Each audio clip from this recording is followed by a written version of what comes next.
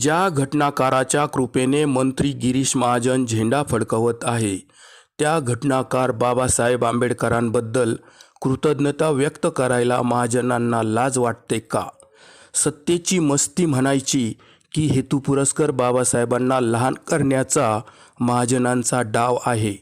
नाशिकमध्ये शासकीय महिला कर्मचारी महाजनांच्या या कृत्याबद्दल थेट भिडली अन विचारला जाब. आज राज्यासह देशभरात प्रजासत्ताक दिन उत्साहात साजरा होत आहे. या प्रजासत्ताक दिनी भारतीय राज्यघटना जी महामानव डॉक्टर बाबासाहेब आंबेडकरांनी या देशाला बहाल केली होती, तिची अंमलबजावणी करण्याच्या घटनेला आज तब्बल 77 वर्ष पूर्ण झाले. देशभरात या कार्यक्रमांमध्ये राष्ट्रपती द्रौपदी मुर्मू, पंतप्रधान नरेंद्र मोदी, मुख्यमंत्री देवेंद्र फडणवीस, उपमुख्यमंत्री अजित पवार, एकनाथ शिंदे यांच्यासह त्या जिल्ह्यात ध्वजारोहण करणाऱ्या पालकमंत्र्यांनी आपल्या छोटेखानी मनोगतात आवर्जून घटना निर्माते डॉक्टर बाबासाहेब आंबेडकरांचे नाव घेतले, त्यांना वंदन केले, अभिवादन केले. अशी ही सगळी देशभरात स्थिती असताना नाशिकचा कारभार पाहणारे जळगावचे मंत्री गिरीश महाजन यांची मात्र बाबासाहेब आंबेडकरांच्या बद्दल बेईमानीच दिसून आली. महाजनांनी नाशिकच्या कार्यक्रमात घटनाकाराच्या नावाचा साधा उल्लेख देखील केला नाही.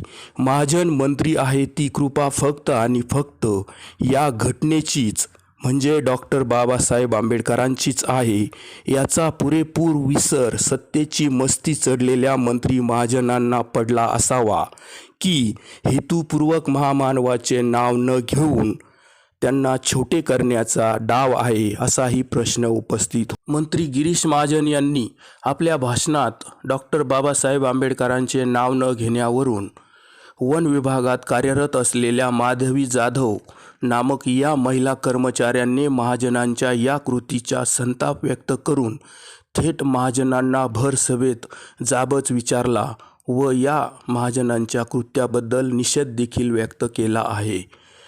आपल्याला सेवेतून बडतर्फ केले तरी चालल, पण महाजनांच्या अशा चुका खपवून घेणार नाही, त्यांना जाब विचारणारच, असे या महिला कर्मचाऱ्यांनी त्या ठिकाणी सांगितले. मंत्री गिरीश महाजनांना नाशिकमध्ये पैशांच्या जीवावर मिळालेल्या सत्तेमुळे अक्षरशः आकाश ठेंगणे झाले आहे.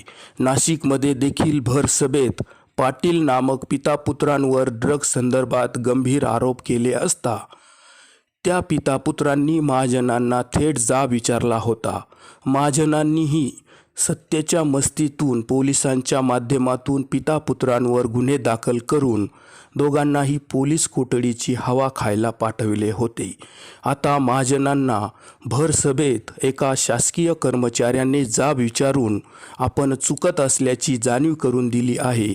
त्यामुळेच महाजनांची नाशिकमधील कार्यक्रमात चांगलीच फजिती झाली असून आंबेडकरवादी संघटना देखील महाजनांच्या या निषेधार्थ कृत्याबद्दल चांगल्याच आक्रमक होण्याची शक्यता आहे.